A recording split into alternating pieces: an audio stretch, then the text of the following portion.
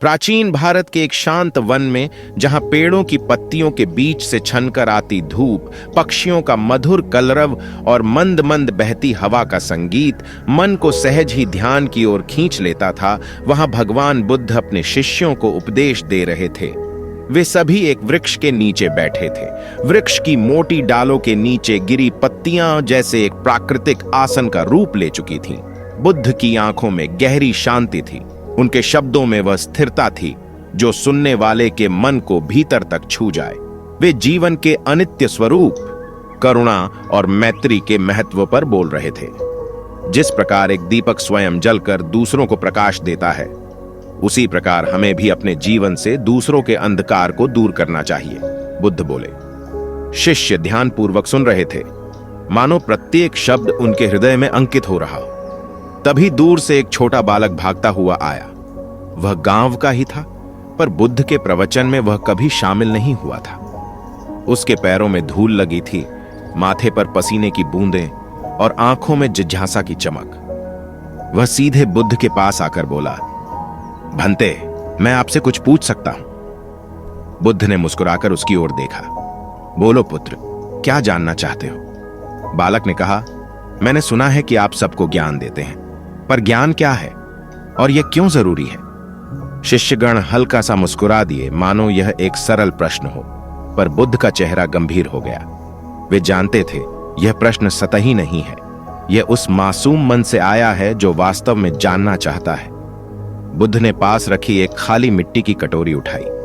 देखो, यह कटोरी खाली है, उन्होंने कहा। अगर मैं इसमें पानी भर दूं तो यह उपयोगी हो जाएगी, पर यदि यह पहले से भरी हो मिट्टी, पत्थर या गंदे पानी से, तो इसमें स्वच्छ जल नहीं रखा जा सकता। बालक ने सिर हिलाया। हां, समझ गया। इसी प्रकार, बुद्ध बोले, हमारा मन भी एक कटोरी की तरह है। यदि यह अहंकार, लालच, क्रोध और अज्ञान से भरा है, तो इसमें ज्ञान नहीं टिक सकता।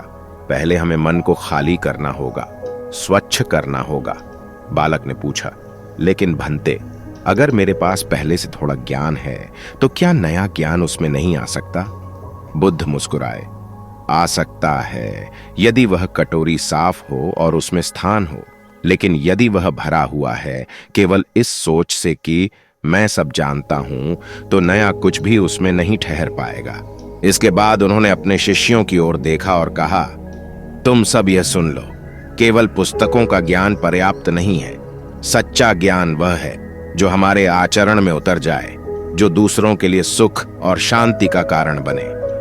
बालक ने थोड़ी देर सोचा, फिर बोला, तो क्या ज्ञान केवल पढ़ने और सुनने से आता है? नहीं पुत्र, बुद्ध ने उत्तर दिया। ज्ञान 3 चरणों में आता है। पहला, सुनना और सीखना। दूसरा, उस पर विचार करना। और तीसरा, उसे जीवन में उतारना। अगर यह तीसरा चरण न हो तो पहला और दूसरा अधूरा रह जाते हैं। बालक की आंखों में चमक आ गई। तो क्या मैं भी आपका शिष्य बन सकता हूं? बुद्ध ने प्रेम से उसका सिर सहलाया। हर वह व्यक्ति मेरा शिष्य है जो सीखने को तत्पर है, चाहे उसकी उम्र कितनी भी हो। याद रखो, ज्ञान केवल बड़े बुजुर्गों का अधिकार नहीं, यह हर जिज्ञासु आत्मा का अधिकार है। फिर उन्होंने एक और उदाहरण दिया। मान लो एक अंधेरी गुफा है जहां वर्षों से सूरज की किरण नहीं पहुंची। अगर हम उसमें एक छोटा सा दीपक भी जला दें तो अंधकार पीछे हट जाएगा। उसी तरह मन के अंधकार को एक छोटा सा सत्य भी मिटा सकता है, बालक ने कहा। तो अगर मैं दूसरों को भी यह दीपक दूं तो उनके मन का अंधेरा भी दूर हो जाएगा। बिल्कुल, बुद्ध बोले। ज्ञान एक ऐसी चीज है जो बांटने से घटती नहीं बल्कि बढ़ती है। जैसे एक दीपक से 100 दीपक जलाए जा सकते हैं और पहले दीपक का प्रकाश कम नहीं होता। शिष्य इस संवाद को गहराई से सुन रहे थे। उन्हें महसूस हो रहा था कि यह छोटा बालक अनजाने में उनसे भी बड़ा प्रश्न पूछ गया, जिससे वे भी नए दृष्टिकोण से सोचने लगे। कुछ देर मौन छाया रहा। फिर बुद्ध ने सबको ध्यान की मुद्रा में बैठने को कहा।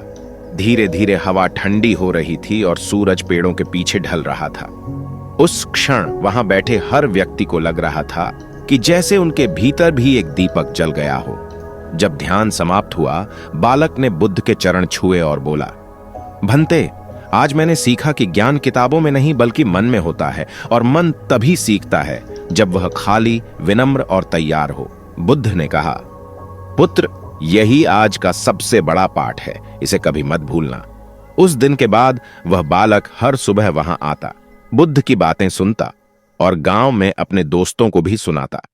धीरे धीरे गांव के और लोग भी आने लगे, और इस तरह एक मासूम प्रश्न ने पूरे गांव में ज्ञान का दीपक जला दिया।